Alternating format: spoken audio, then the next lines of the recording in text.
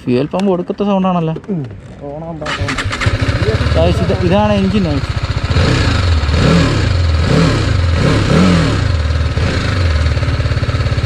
First gear cut ഇപ്പോൾ എത്രയിലാണ്? 56.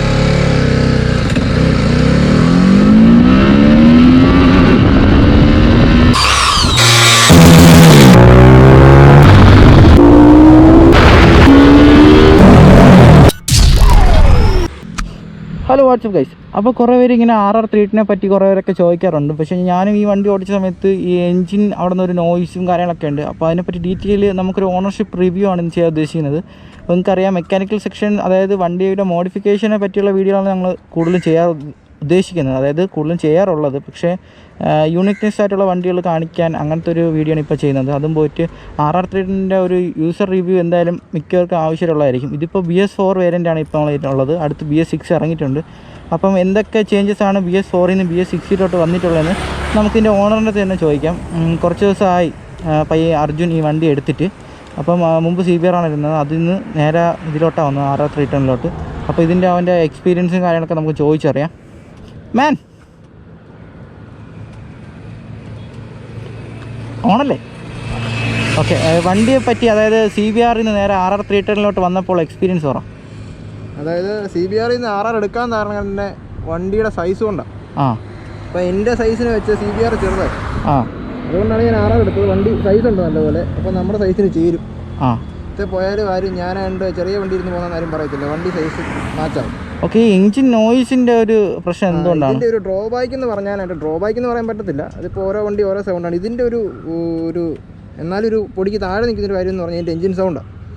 അതെന്തുകൊണ്ടാണ് അത്രയും ഒരു സൗണ്ട്? എന്തുകൊണ്ട് അത്രയും സൗണ്ട് വരുന്നത്? എഞ്ചിൻ സൗണ്ടിന് കാരണം വണ്ടി എഞ്ചിൻ റിവേഴ്സ് ഇൻക്ലൈൻഡ് ആയതുകൊണ്ടാണ്. സിലിണ്ടർ നോക്കി അറിയാം, സിലിണ്ടർ മറ്റു വണ്ടികളുടെ ഇങ്ങനെ ആയിരിക്കും ഇരിക്കുന്നത്, ഇത് നേരെ സിലിണ്ടർ പുറകിലോട്ടായിരിക്കും. ഓക്കെ, സിലിണ്ടറിൻ്റെ ഷേപ്പ് ഉണ്ട്, നേരെ പുറകോട്ട് ഇൻക്ലൈൻഡ്, അതുകൊണ്ടാണ് ഈ എഞ്ചിൻ ഈ ഒരു സൗണ്ട് വരുന്നത്. ഓക്കെ, പിന്നെ നമ്മൾ മറ്റേ ഇപ്പം നമ്മുടെ ജപ്പാൻ വണ്ടികൾ യമഹ അല്ലെ ഹോണ്ട ഓടിച്ചവർക്ക് ഇതിൻ്റെ എഞ്ചിൻ നോയ്സ് കേൾക്കുമ്പോൾ ടാപ്പറ്റ് അടിച്ച് പോയവരൊക്കെ തോന്നും. നല്ല നോയ്സ് പെട്ടെന്ന് അങ്ങനെ തോന്നും. എഞ്ചിൻ റിഫൈൻമെൻറ്റ് കുറവ് പോലെ നമുക്ക് തോന്നും. പക്ഷേ നമുക്ക് വണ്ടി ഓടിക്കുമ്പോഴോ അല്ലെങ്കിൽ ത്രോട്ടിൽ ഓപ്പണായി ഹൈ ആർപിഎം കയറുമ്പോഴോ നമുക്ക് വണ്ടിയിൽ മറ്റ് വൈബ്രേഷനോ കാര്യങ്ങളോ ഒന്നുമില്ല. പിന്നെ ബ്രേക്കിങ്ങും ഉള്ള ലോയിൻ്റെ ടോർക്ക് നല്ലതുണ്ട്, എല്ലാ RPM റേഞ്ചിലും പവറുണ്ട്, അതുകൊണ്ടാണ് ഈ വണ്ടി എടുത്തത്. ഓക്കെ, ഈ വണ്ടിയിൽ കുറേ സ്റ്റിക്കേഴ്സ് കേട്ടിട്ടുണ്ട്, ഫുൾ കാർബൺ ഫൈബർ സ്റ്റിക്കേഴ്സ് ചുമ്മാ കിട്ടിയായിരുന്നു. ഇവിടെ സ്ക്രാച്ച് ആവാതിരിക്കാൻ വേണ്ടി ചെയ്താൽ ശരിക്കും പറയാം. അപ്പോൾ പേഡിങ്സ് ഒന്നും കിട്ടത്തില്ലേ വണ്ടിയിലൂടെ? അതായത് ഇവിടുത്തെ മറ്റേ റബ്ബർ ഗ്രിപ്പ് വരുന്നുണ്ട്, അത് പോയാ? അത് എനിക്ക് കുറച്ച് കംഫർട്ടബിൾ ആയിട്ട് തോന്നിയില്ല, അതുകൊണ്ടാണ് ഞാൻ പിന്നെ കാർബൺ സ്റ്റിക്കർ തന്നെ. ഈ എക്സോസ്റ്റ് ചേഞ്ച് ചെയ്യാനെ പറ്റി ചിന്തിച്ചിട്ടില്ലേ? അത് ചിന്തിച്ചില്ല. എന്ത് പറ്റി? കാരണം നല്ല സൗണ്ടാണ്, വെറുതെ പെറ്റി അടിക്കണ്ടല്ലോ എന്ന് ഓർത്ത്. പിന്നെ വണ്ടി എഞ്ചിൻ ചൂടാകുമ്പോൾ നല്ല നോട്ടുണ്ട്. ഇതിൽ കാറ്റലിക് കൺവേർട്ടർ ഇല്ലല്ലേ? കാറ്റലിക് കൺവേർട്ടർ ഇല്ല, ഇതിനകത്താണ്. എല്ലാം ഇതിൻ്റെ അകത്താണോ വരുന്നത്? അതുകൊണ്ട് ഊരി കഴിഞ്ഞാൽ നല്ല സൗണ്ടായിരിക്കും. ഇപ്പോൾ കാരിയർ ചെയ്തത് ഞാൻ സാധാരണ ടൂർ പോകുമ്പോൾ എപ്പോഴും വൈഫ് കൂടെ കാണും. അപ്പം ബാഗ് വെറുതെ പിടിക്കാണ്ട് പുറത്തിട്ട് ബോഡിപ്പെയിൻ ഉണ്ടാക്കണ്ടല്ലോ എന്ന് ഓർത്താണ് ക്യാരിയർ ചെയ്തത്. അപ്പം ഞാൻ തന്നെ പോയാലും ക്യാരിയർ ചെയ്തുകൊണ്ടാണ് പോകാറ്. ബാഗ് ഇത് കസ്റ്റം മെയ്ഡാണല്ലേ? സ്വന്തമായിട്ട് പണിതാണോ? അവിടെ ലൈറ്റി പണിത്. അപ്പോൾ ഈ പീസൊക്കെ അവരെ കൊണ്ട് ചെയ്യിപ്പിച്ചാണോ, അതാ വേറെ അഡീഷണൽ പീസിന് വരുന്ന മറ്റേ നമ്മൾ CBRൽ മുമ്പ് ഒരു പീസ് വെച്ചില്ല, അത് തന്നെയാണ്? ആ പീസ് തന്നെ. ഓക്കെ, അത് ഇങ്ങനത്തെ ഒരു ക്ലാമ്പ് ചെയ്തിട്ട് വെൽഡ് ചെയ്ത് വെച്ചിട്ടുണ്ടല്ലേ? ഓക്കെ, അപ്പോൾ ബാക്ക് കുഷ്യനൊക്കെ കുറച്ചുകൂടെ ഹൈറ്റ് ചെയ്തിട്ടുണ്ടല്ലേ? സ്റ്റോക്ക് റെക്സിൻ മാറ്റി സീറ്റ് ഒന്ന് റോഡിന് പാരലാക്കിയിട്ട് വേറെ റെക്സിൻ ഇട്ട് ചെയ്ത ഗ്രിപ്പ് കിട്ടാൻ വേണ്ടി. ഓക്കെ, നല്ല ഒരു ഇതുണ്ട്, ലൂസുണ്ട്. പിന്നീട് എടുത്തു പറയാൻ, നമ്മൾ ഈ വണ്ടി ഉണ്ടല്ലോ, ഈ വണ്ടിയുടെ ടോപ്പ് എത്രയാണ്? ടോപ്പ് നമ്മൾ പാടൊക്കെ ചെയ്താൽ 172. BS4ഉം BS6ഉം തമ്മിൽ എന്താണ് വ്യത്യാസം? BS6ന് 3 മോഡുണ്ട്. മോഡ് മീൻസ് 3 ഇപ്പോൾ റെയിൽ മോഡുണ്ട്, അർബൻ മോഡുണ്ട്, സ്പോർട്ട് മോഡുണ്ട്. 3 മോഡ് അനുസരിച്ച് പവർ കട്ട് ചെയ്ത് കിട്ടും. ഓക്കെ, അതാണ് ഇത് തമ്മിലുള്ള വ്യത്യാസം. അതിന് ടോപ്പ് എത്രയായിരിക്കും? ടോപ്പ് 172 തന്നെ. സെയിം തന്നെ. 3 മോഡ് വരുന്നതേ ഉള്ളൂ അല്ലേ? അപ്പോൾ നമ്മൾ ഈ മീറ്റർ കൺസോളിൽ നല്ലൊരു വ്യത്യാസം വന്നിട്ടുണ്ട് അല്ലേ? നല്ല വ്യത്യാസമുണ്ട്. അത് TFT ഡിസ്പ്ലേ അല്ലേ? ഓക്കെ, അത് ഫുൾ ഇങ്ങനെ ഒരു മൊബൈൽ സ്ക്രീനിൻ്റെ ആ ഒരു ഇതുണ്ട്. ഇതിൽ ഈ വണ്ടി ഓടിച്ചതിൽ ഞാൻ മുമ്പ് ഇതുപോലെ ഒരു RR310 ഓടിച്ചായിരുന്നു, ഒരു റെഡ്. അപ്പോൾ അത് ഓടിച്ചപ്പോൾ എനിക്ക് എഞ്ചിൻ്റെ ആ ഒരു സൗണ്ട് കാരണം എനിക്ക് ജസ്റ്റ് ഒരു പേടിയായിരുന്നു ഓടിക്കാൻ വേണ്ടിയിട്ട്. നമുക്ക് പെട്ടെന്ന് തോന്നും ടാപ്പറ്റ് പോയതാണോ. കാരണം നല്ലൊരു നോയ്സ് തന്നെ ഉണ്ട്, സൗണ്ട്. പക്ഷേ നമ്മൾ ഐഡിയിലേക്ക് കിടക്കുമ്പോഴാണ് ഭയങ്കര സൗണ്ട് കേൾക്കുന്നത്. വണ്ടി മൂവ് ആയി കഴിഞ്ഞാൽ പിന്നെ നമുക്ക് ആ സൗണ്ട് കേൾക്കത്തില്ല. എക്സോസ്റ്റ് നോട്ട് നല്ലപോലെ കേൾക്കാം തന്നെ അല്ലേ? പട്ടാന്നുള്ള എക്സോസ്റ്റ് നോട്ട് വരും എഞ്ചിൻ ചൂടാകുന്നതനുസരിച്ച്. CBRന് ഇതിലോട്ട് വന്നപ്പോഴേ എന്തൊരു ഫീലാണ് കിട്ടിയത്? അപ്പം നല്ലൊരു പവർ പാക്ക് വണ്ടി നമ്മളെ കിട്ടിയെന്ന് തോന്നുന്നുണ്ടോ? എല്ലാ രീതിയിലും സാറ്റിസ്ഫൈഡ് ആണ്. തന്നെ. ഓക്കെ, പക്ഷേ നമ്മൾ CBR ടോപ്പ് വന്നിട്ട് 160 അടിക്കത്തില്ലേ? CBR ടോപ്പ് പാടൊക്കെ ചെയ്താൽ 173 174 കിട്ടും. ഓ, പക്ഷെ ഞാൻ ഈ സെയിം റോഡിൽ 2 വർഷം മുന്നേ CBR ഉണ്ടായിരുന്നപ്പോൾ ഞാൻ ടോപ്പ് നോക്കിയപ്പോൾ എനിക്ക് 150 വരെ കിട്ടിയുള്ളൂ.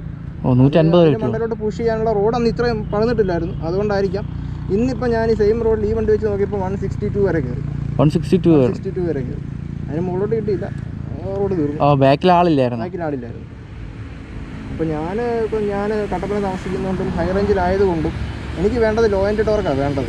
CBR ഇവിടെ കൊള്ളാം, നാട്ടുമ്പുറങ്ങളിൽ CBR കൊള്ളാം, അതിനൊരു ഡ്രോബാക്കും പറയാനില്ല. 4 കഴിഞ്ഞാൽ ആ വണ്ടി പറവറാൻ നിന്നുള്ളൂ. പക്ഷേ അവിടെ നമുക്ക് എല്ലാ RPM റേഞ്ചിലും ടോർക്ക് വേണം. ഒരു കയറ്റത്തൊരു ബസ്സിന് ഓവർടേക്ക് ചെയ്യണമെങ്കിൽ CBR 2 ഗിയർ ഡൗൺ ചെയ്തിട്ട് വേണമായിരുന്നു ഞാൻ ഓവർടേക്ക് ചെയ്യാൻ. നല്ല പിക്കപ്പ് ഉണ്ട്. ഹൈഡ്രോളിക് ബ്രേക്കിന് വയ്ക്കാൻ താല്പര്യമില്ല? ഹൈഡ്രോളിക് ബ്രേക്ക് വെച്ചവർ പറഞ്ഞത് അത്ര നന്നായിട്ട് തോന്നിയില്ല. അത് ഏതാ ബ്രംബോ ആയിരിക്കും വെച്ചത്? RCV ട്രൈ ചെയ്തോക്കുന്നുണ്ട്. ഞാൻ പിന്നെ അതിനെ കുറിച്ച് ചിന്തിച്ചില്ല. RCV പക്ഷെ നല്ല റേറ്റ് ഉണ്ട്. നേരത്തെ നമ്മൾ കണ്ട 320 ഇല്ലേ, അതിൽ RCV വെച്ചിരുന്നു. ഒരു പ്ലാൻ ഉണ്ടായിരുന്നു, കാരണം ഇതിന് ക്ലച്ച് കേബിള് ഒത്തിരി വണ്ടിക്ക് പടപടാന്ന് പൊട്ടിപ്പോകാറുണ്ട്. ക്ലച്ച് കേബിൾ പൊട്ടുന്നൊരു കംപ്ലൈൻറ്റ് ഉണ്ട് വണ്ടിക്ക്. അപ്പം ഞാനതുകൊണ്ട് സ്റ്റോക്ക് ഒരു കേബിൾ മേടിച്ച് വണ്ടിക്കകത്ത് വെച്ചിട്ടുണ്ട്. ഇൻ കേസ് പൊട്ടിപ്പോയാൽ എപ്പോഴും വെച്ചിട്ടുണ്ടോ? അപ്പോൾ സ്വന്തമായിട്ട് തന്നെ മാറും. വഴി പെട്ടുപോയാൽ മാറാലോ എന്ന് ഓർത്ത് ഞാൻ വണ്ടിക്കകത്ത് മേടിച്ച് വെച്ചിട്ടുണ്ട്. ഞാൻ ഓർത്തായിരുന്നു ക്ലച്ച് ഹൈഡ്രോളിക് ആക്കുന്നതിനെ കുറിച്ച് ഞാൻ ചിന്തിച്ചായിരുന്നു. പിന്നെ അത് എല്ലാവരും അത്ര നല്ല അഭിപ്രായം പറഞ്ഞില്ല, അതുകൊണ്ട് ഞാൻ പിന്നെ വണ്ടി ടോട്ടൽ നൈസ് ആണല്ലേ. പക്ഷേ ഇത് കുറച്ചും കൂടെ സേഫ്റ്റി ഗാർഡും കാര്യങ്ങളൊക്കെ ഇതിൽ വെച്ചിട്ടുണ്ട്. അപ്പോൾ ഫ്രെയിം സ്ലൈഡേഴ്സ് ഒന്നും വെക്കാൻ നോക്കിയില്ലേ? ഫ്രെയിം സ്ലൈഡർ ഒന്നും വെച്ചില്ല. അങ്ങനെ ഇതിന് ഒത്തിരി ആക്സറീസ് ഞാൻ നോക്കിയിട്ട് കണ്ടിട്ടില്ല. ആണല്ലേ. അപ്പോൾ കസ്റ്റമായിട്ട് സംഭവം ബിൽഡ് ചെയ്തല്ലോ. അതൊന്നും പണിയണം, കസ്റ്റമായിട്ട് പണിയുന്നതിനെ കുറിച്ച് ആലോചിക്കുന്നു. ഞാൻ ഈ കാരിയർ ആണെങ്കിൽ പോലും പണിയാൻ കാരണം നോക്കിയിട്ട് ഒരിടത്തും കണ്ടിട്ടില്ല. CBR പണിതപ്പോഴും ഇതിന് പൊതുവെ ആക്സറീസ് കുറവാണ്. ഞാൻ പറഞ്ഞില്ല, ഒരു അണ്ടർബെല്ലി എനിക്ക് വണ്ടി കുറച്ച് താത്ത് ഒരു ലുക്ക് കിട്ടണമെന്നുണ്ട്. അന്ന് V3 പറഞ്ഞില്ലായിരുന്നു? V3 അണ്ടർബെല്ലി അണ്ടർബെല്ലി അത് കട്ട് ചെയ്ത് പണിതെടുക്കേണ്ട ഒരു പണി കൊണ്ടാ. ഇല്ലെങ്കിൽ അത് ഫൈബർ ചെയ്തെടുത്താൽ മതി. കാർബോർഡൊക്കെ വെച്ചിട്ട് കുറച്ച് എക്സ്റ്റെൻഡ് ചെയ്ത് ഫൈബർ ചെയ്തെടുത്താൽ മതി. ഇത് കുറച്ച് താക്കണം എന്നൊരു ആഗ്രഹം. അപ്പോൾ പുതുതായിട്ടൊരു അല്ലെങ്കിൽ പുതിയൊരു BS6 BS4 എടുക്കുന്ന ആൾക്കാരൊരു എന്താണ് പറയാനുള്ളത്? BS6 എങ്ങനെ? BS6 ആണോ BS4 ആണോ? BS4 ഇപ്പോൾ ഇറങ്ങുന്നില്ലല്ലോ. BS4 ഇറങ്ങുന്നില്ല. അതായത് BS4 നമുക്കിപ്പോൾ സെക്കൻഡ്സ് അവൈലബിൾ ആണല്ലോ. അപ്പോൾ അതേപോലെ BS6 പുതിയതാണെന്നുണ്ടല്ലോ. അപ്പോൾ ഇത് തമ്മിൽ എടുക്കുന്നതിനെ പറ്റിയുള്ള അഭിപ്രായം? ഇപ്പം പ്രൈസ് റേഞ്ചിൽ 2 രൂപ താഴെയാണെങ്കിൽ ഞാൻ പറയും എടുക്കാൻ മതി. 2 ലക്ഷത്തിന് താഴെയാണെങ്കിൽ മാത്രം. 2 ലക്ഷം രൂപ താഴെ അഫോർഡ് ചെയ്യാൻ പറ്റുന്ന ഒരാളാണെങ്കിൽ സെക്കൻഡ്സ് ആണെങ്കിൽ CC ഇട്ടോ അല്ലെങ്കിൽ റീഫിനാൻസ് ഇട്ടോ BS6 സെക്കൻഡ് എടുക്കണ്ടെന്ന് ഞാൻ പറയുള്ളൂ. ഓക്കെ, BS6 എന്തായാലും ഫ്രഷ് എടുക്കാനേ നോക്കൊടുത്തോളൂ. പുതിയ ഇപ്പോൾ ഇറങ്ങിയല്ലോ. വണ്ടി 3.5 അടുത്ത് ഓൺ റോഡ് വരും. ഓക്കെ. അപ്പോൾ ആൾക്കാർ ചിന്തിക്കും എന്തുകൊണ്ട് 390 എടുത്തുകൂടാന്ന് ചിന്തിക്കും.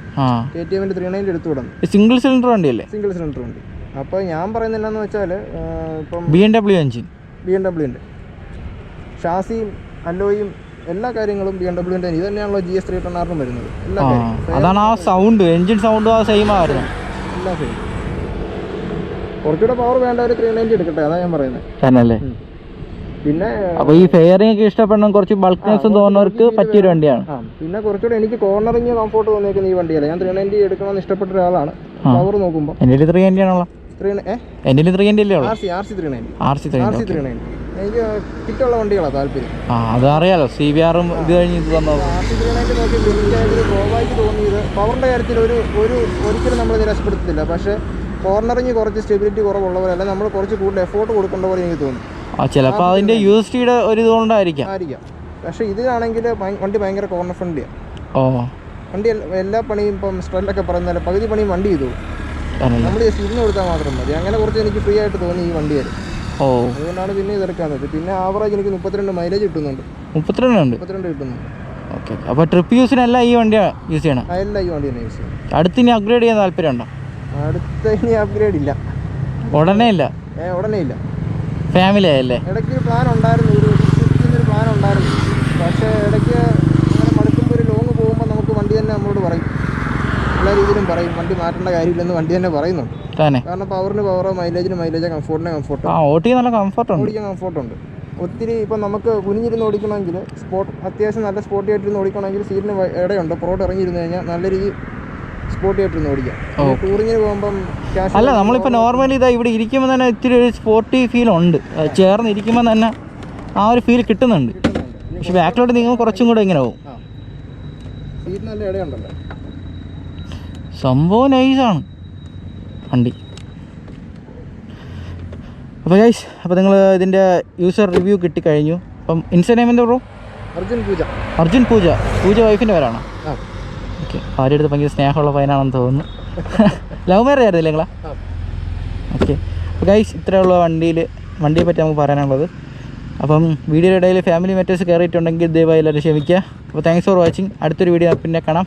Okay, bye. പോവാം. ഫ്യൂൽ പമ്പ് കൊടുക്കത്ത സൗണ്ടാണല്ലോ. ഇതാണ് എൻജിൻ നോയ്സ്.